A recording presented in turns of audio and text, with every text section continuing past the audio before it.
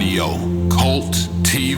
All right, man, we're back in the building. Audio Cult TV, man, happy about it to welcome Fyu-chur to the building, man. What's going on now? What's happening, man? Let me, excuse me, let me give a pre-pause, you know what I'm saying?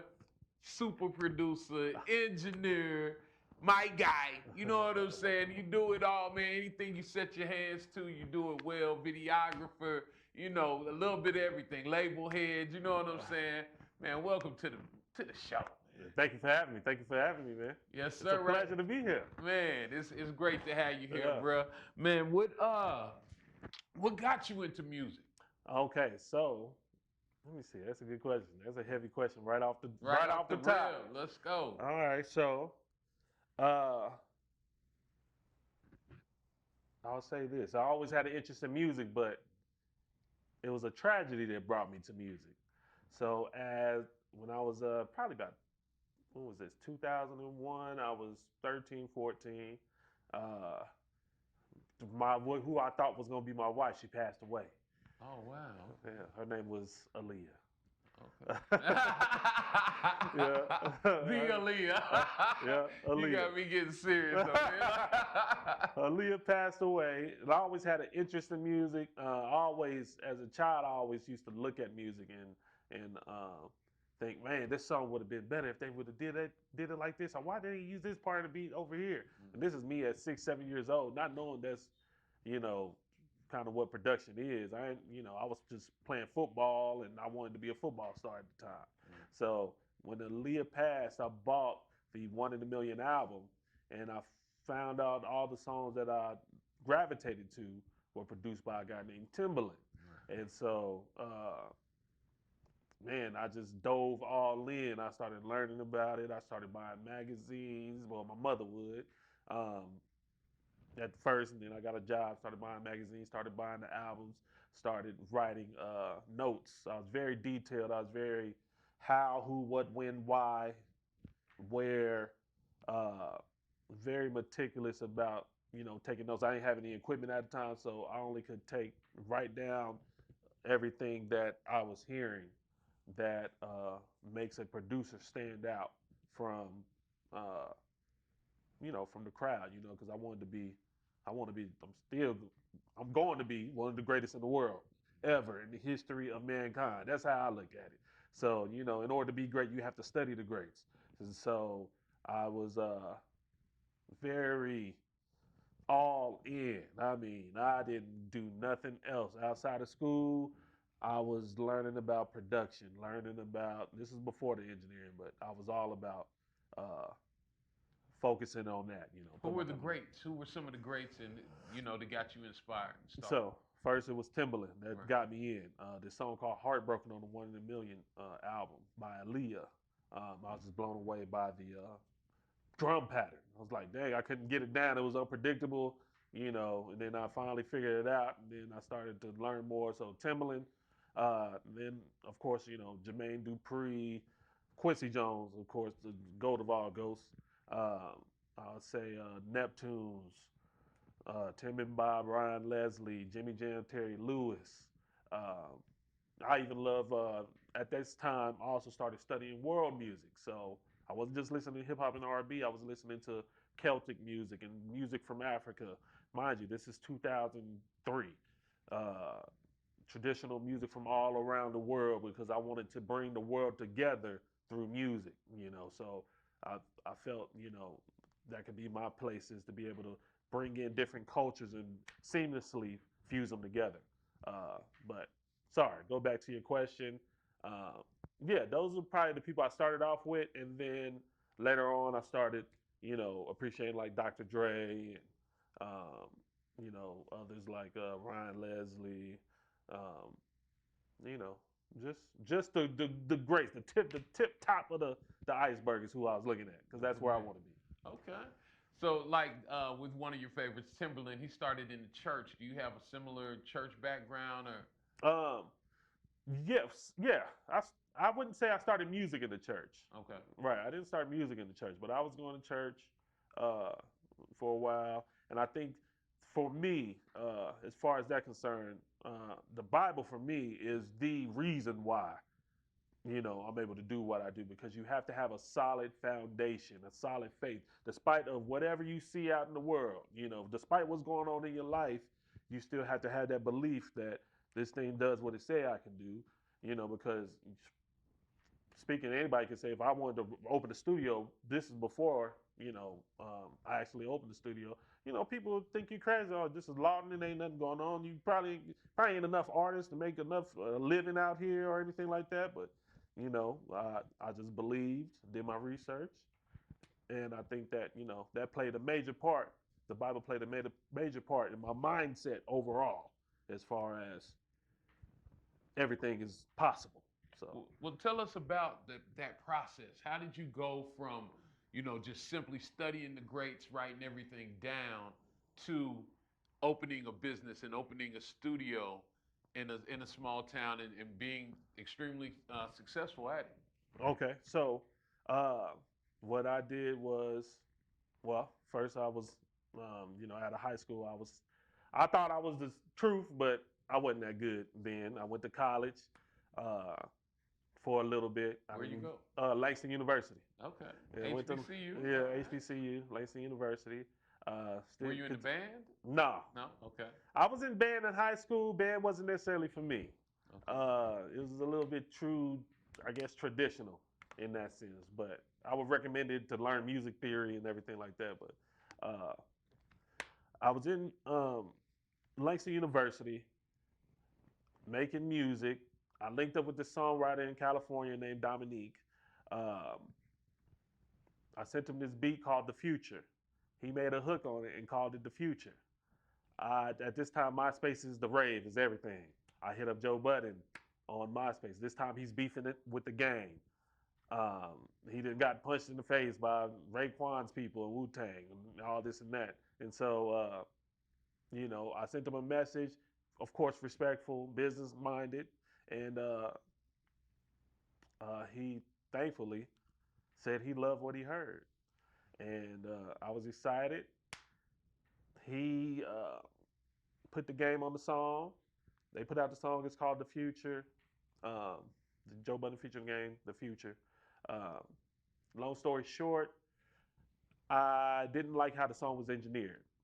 So I started taking up engineering from then on, because I wasn't a fan of how they changed up the beat and everything like that. So with that credit under my belt,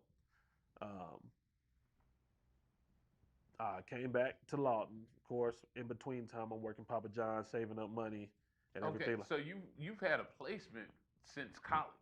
Yes. Okay, and that's from that placement is where you got your name from. So we ain't talking about the Toxic King with that Fyu-chur, and we know him. Right. That's where you were dubbed Fyu-chur. No, yeah, this is way before the rapper Fyu-chur. That was a good point. I'm glad you brought that up. Yeah, this is way before the rapper. Yeah. Yeah, because I was recently at, a friend of mine in town was like, well, why does he keep the name Fyu-chur if if it's a rapper? There's a rapper. That's a great question. I'm glad you asked that. Yeah. Yeah, because I know that's on a lot of people's mind, because I get asked that sometimes too before they come to the studio. But Fyu-chur, at the time, I came up with that name at 2004. And so it was the only word that I felt described my mindset at the time, which is always forward thinking, always thinking ahead, always describe my sound. I just simply, that was the thing I came up with. I spelled it the way, I spelled it. And I just haven't had another word that I felt like described me in one word. Spell it for him. Oh, Fyu. Let me say it slowly. Fyu hyphen CHUR. Again, it's FYU CHUR. Check them out on Fyu-chur.com. Okay, appreciate you. But yeah, that was the only word that I felt described me, and I'm not opposed to changing my name. It's just I haven't came across a name that I felt represents me when it comes to the music and everything like that. So yeah, and I feel like, again, this is where faith come in. I'm pretty sure most people would say there's never been two people with the same name before and made it in any industry or whatever, or that even if it sounds the same, even if it's spelled different. But I just had that faith that I don't care what obstacles is in front of me, it's gonna get conquered. So you can tell me that it ain't never happened before or whatever, such and such already got the name and it's already successful until I find a name that I feel fits me or somebody gives me a name that I feel fits me, I'm rocking out with it. And I still feel like it's gonna be successful. With all my heart, I feel that, so hey, it's the first time for anything. Hey, you got Dr. Dre and Dr. Dre, You're right. TV raps. Wow. Yeah. You're right. Yeah. I didn't even think of that. You're right. So anything is possible, man. Yeah. So, okay, you got the placement, you got the name. Uh-huh. Oh, I know you had to be in college. You're thinking like, okay, Yes. this thing is We're about easy. to- It's about we out of here. Yes. We out of here. Yes. We about to. He put out a thing of them in the studio, and everything sounded great then. And I'm thinking, oh yeah, man, we about to win Grammys. Oh, let me, it's about to take off what I've been working so hard on. It's about to take off, And then the song come out and it sounds totally different than what I sent them, and I sent him a long email trying to convince him to change it back. He didn't respond. And so I just turned the lemons into lemonade, right? So I said, okay, I now have this credit under my name, this is big time, it's pretty big at that time. So I did my research. I got into video editing and I put out a commercial for my studio. I took a chance. I never ran a studio. Okay, so now you had said you were in college. Yeah. Decided to move back to Lawton. You're working odd jobs, Papa John's, etc. Yeah. When did the idea come of just opening the studio? Well, I seen that it was a void, right? The issue that I was seeing was that all the local music that was coming out, I could tell that they were local by the quality of it. So I wanted to fill that void and provide something that is that's affordable for people. But I don't want people to be able to tell that when you play an artist that's coming from here that they're local or that they sound local. Because it was at that time, from what I was hearing, it was like obvious. You can tell who was on top, and then you could tell if it was a new song, but you could always hear that it was local. Oh, this must be a local artist that I'm listening to. That's on the radio. So you have a natural ear, or where did you pick up engineering? You taught yourself, or you self-taught? Yeah, so I started, when I came back, I started just recording a couple of people, my friends, for like free, and just learning, put out a project, was learning, and just stayed on it, like, figuring out a way to improve every day. I'm still like that. I'm always trying to find ways to improve and get better. And so eventually I felt like I was good enough to start charging. And so, I've never ran a business. Don't know about nobody that owns no businesses. But, when there's a will, there's a way. And so I created my commercial, did some research about advertising locally, and I aired my commercial. Now, were you also strategic in the location? It's, anybody in our town knows it's in the heart of the black community, South Side, Longview. You know what I'm saying? Yeah. Was that strategic as well? I would say this. Yes. It wasn't strategic about the location, but it's strategic about it being in a home, right? Because I know I'm very competitive. So with any other facility or whatever, you are open as long as you pay the owners of the property, of the lease or whatever. That's as long as you can stay open. But if anything goes down slow, you may have to shut down and try to find another location or whatever. So again, this is where, for me, the Bible comes in and faith comes in. Sometimes you got to not care what other people think, right? And so I've ran my studio, still run the studio out of a home, and I didn't let that stop me from putting out amazing quality product, and people, I think, I care about everything that I do. I care that is my name on it, and I want it to be the best. I want it to be better than whoever that got the $1 million studio, or I don't care. Whatever's coming out of here, I want it to be of the best quality. When they hear "Welcome to the Future," they know. Yeah. Or even if they hear the drops, if it don't got "Welcome to the Future" on there, if you hear the drops and all this type of stuff, We want it to be of the highest impeccable level and deliver it at the fastest, in the fastest time possible. And so that was my mindset. And so I had to not care that, people may think, oh, whatever is, it's in a home or whatever. As long as the quality and the product is good and the customer service is good, and the people know that you care about their music and want them to succeed, you know, hopefully, Lord willing, they'll continue to come back. I need to interject real quick and just say I have been an artist, almost 30 years. And I've been in studios, Los Angeles, Vegas. I've been in the big boy studios. I've been in small studios. Yours is one of the best as far as the quality that comes out of there that I've ever seen. I don't give a damn if it's in an alley with a blanket hung up. If you can make the quality that you can coming out of there, hey, I wouldn't give a damn. You know what I'm saying? Because I've been in big studios and listened back like, come on, man, he can't hear that. You know what I mean? Right. I thought he went to school for this, you know, and it's terrible. Yeah. But back to your story. So this pivotal moment is something that really woke me up as well. We had some dealings prior, but it just, opened up like, okay, somebody else who is on the level that's thinking, like you said, in the future with the TV commercial. But so continue on from there. Oh, okay. So with the TV commercial, I was strategic with the television commercial because the BT Awards were all the rage. The MTV Awards was all the rage.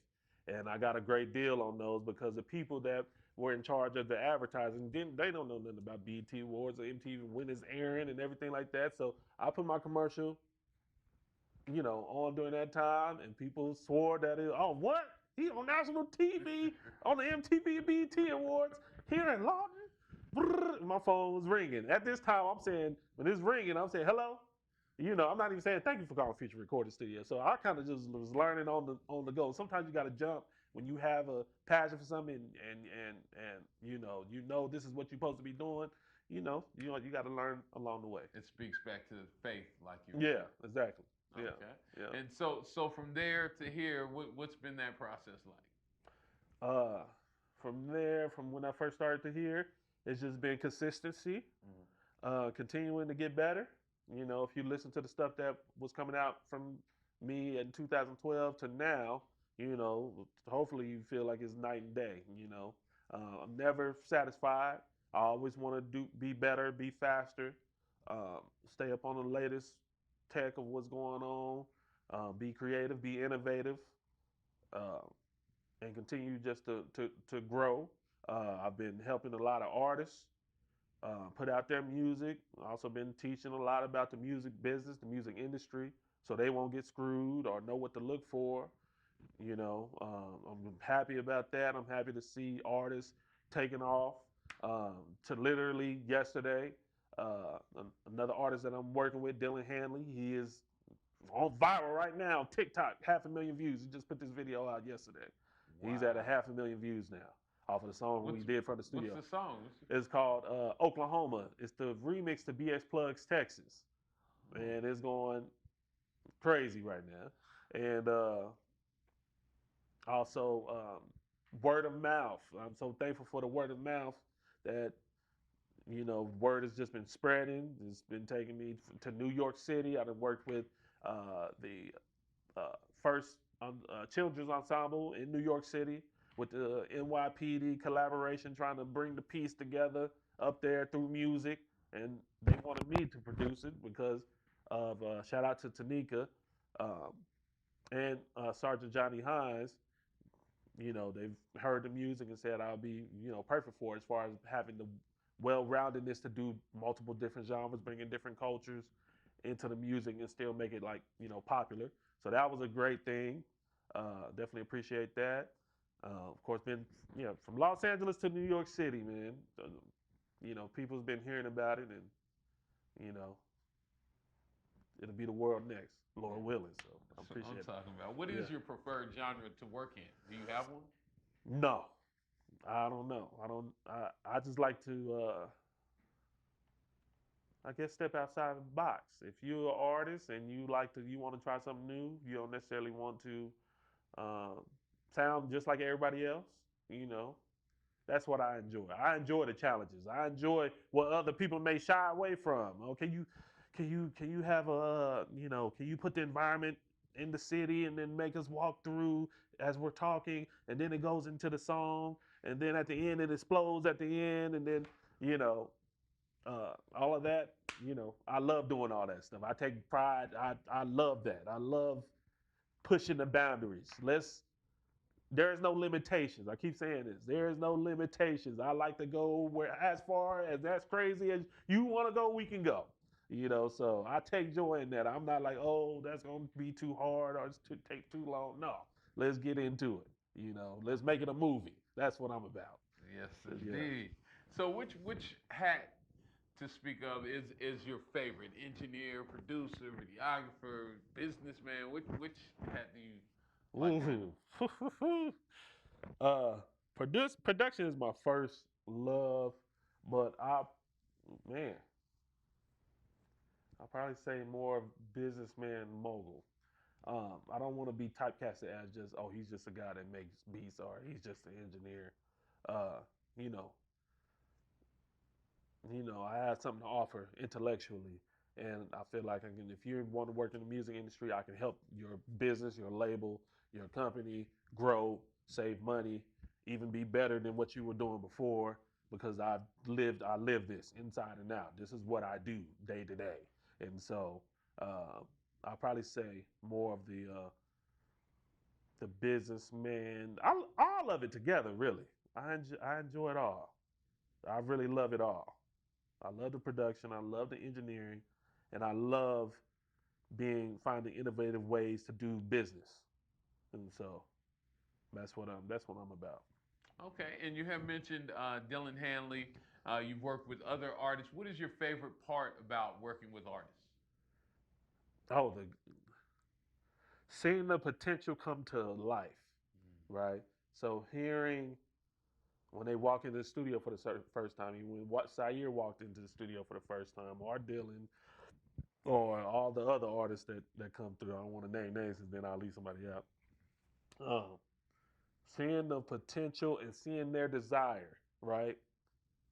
And they're wanting to become something that they know that they feel in their heart, but they may not have, met the right producer or engineer to help take them to, or help their sound get to where they hear it in their head, and then seeing that, being able to execute that for them, being able to interpret what they're saying and put it into music sonic form, and seeing them grow and seeing them even get better, especially the ones that are open to taking advice. That's the best.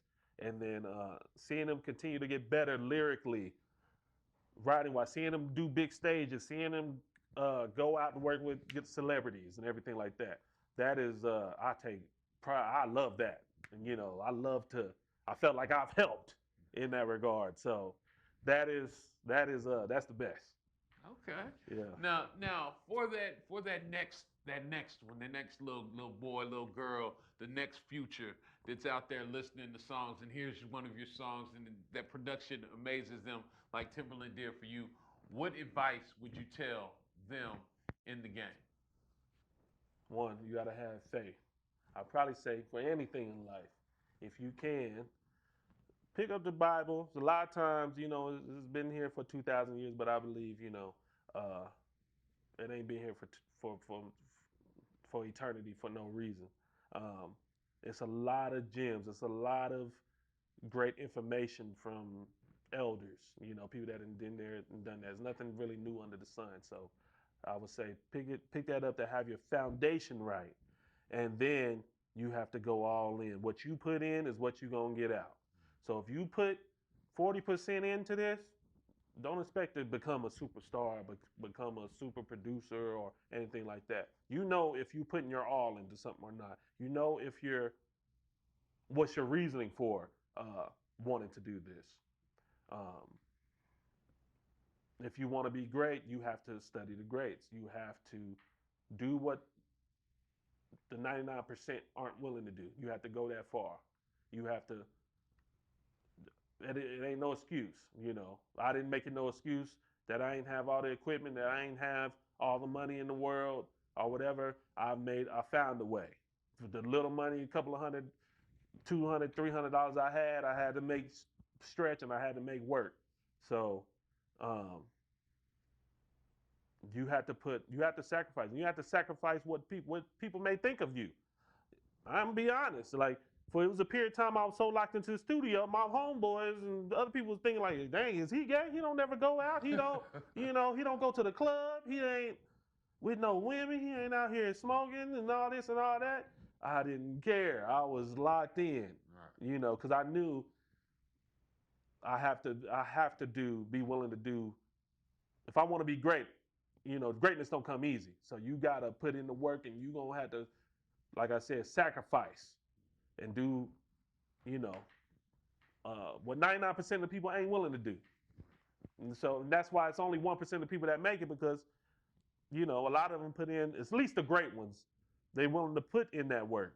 Also with the connection and everything. But that's also part of the grind too. You got to be willing to pack up and move and all that stuff. And that's something that, I got to deal with. Like, if I want to be great, it's whatever God sees fit. But, I can't get mad at somebody for packing up and moving to Atlanta, and then they pop off or whatever, and how your mind works. Man, I may be better than him, and blah blah blah blah blah.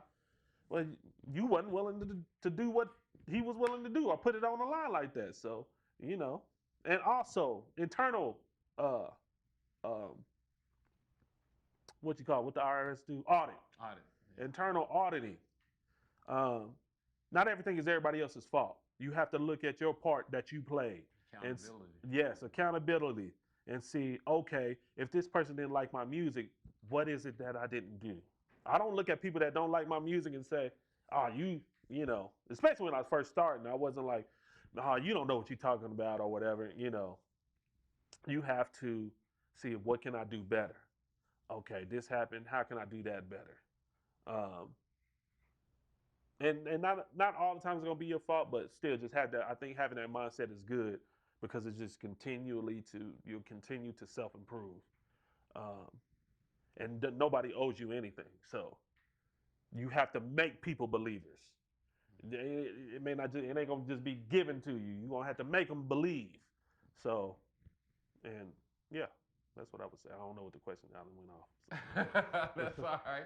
Now, you spoke about going to New York and the music taking you to New York, Yeah. LA, different places. What is so far in your journey, what is that one key moment that you always go back to, like, wow, this is surreal. I can't believe that happened. Wow. I don't know if I had that yet. I'm very thankful for what I've been able to do, and for the people that helped me, and also don't forget, I'll definitely say this, don't forget the people that's helped you as well, because especially for artists, you didn't do this alone, so once things start to go good, don't forget about the people that helped you get to where you go, so, what was I about to say? I don't think I had it yet. But I did love working with the kids in New York City. That was great. That was great. Working with the kids was great. To hear them, kids that never even been in the studio, nervous, walking in and having to produce this like orchestral, worldly song, and then for them to hear how it come out, and then them being so ecstatic about it, that was amazing. That was amazing. So that was, yeah, I really enjoyed that. But I'm looking forward to more. Now, what artists are you looking forward to working with? As, whether that be big major artists or local independent artists? What artists do you have your eye on and look at working with, hopefully, in the future? Um, Artists that I'm looking at, I like working with everybody, because everybody, and this is what I say, each artist, each person, as an artist, you got to believe, you are 1 in 300 whatever billion people in the world. You only can be you, and you have to focus, embrace that, embrace your voice, embrace your background. You have something to say. So I just I really do enjoy working with just also new artists, and just bringing their vision to life. I really enjoy that. I really enjoy that. So, but I'm open to working with everybody. I don't care whatever you do, whatever type of music you make. Let's do it. I'm down. Okay. Now, what's up next for Fyu-chur? Uh, For your company? um, going in the tech world, trying to change the the game of how music is being brought to the masses. Innovating that world. Um, DJing now. Um, live streaming, of course, doing the helping independent artists just continue to grow and seeing where that takes us. Um, traveling across the world. Um, I want to, yeah, like I said, my initial statement is bring the world together through music. That's what I want to do. Okay, I respect that. Now, a question we like to ask before we get out of here, Yeah. is as a producer. Now, I usually want to compare yourself. What rapper would you compare your production style as? Oh, okay. So maybe, ooh, my production style. And why? It may be though.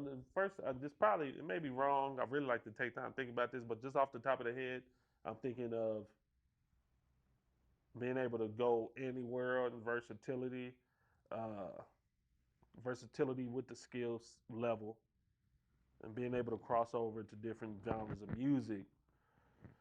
The only person I really can think of is Kendrick. Really, Kendrick and Jay-Z, both of them are very almost can hop on anything and make it sound good or make it even better. Uh, oh, I guess, for lack of a better, thinking of somebody better.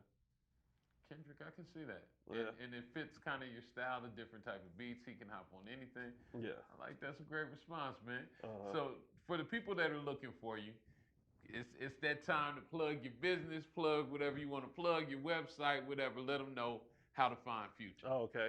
Just type in FYU hyphen CHUR anywhere. Google, SoundCloud, YouTube, um, whatever. Or you can um, tag me on Facebook. I have my contact information on my Instagram and social medias and everything like that. So FYU hyphen CHUR on the internet, and you'll find me. And let's make magic. Let's change the world. Let's make an impact. That's what I'm about. Man, want to thank you again for stopping by Audio Cult TV. Fyu-chur, man. Appreciate you having me, man. It's a pleasure to be here, man. Yes, sir. Audio Cult, baby.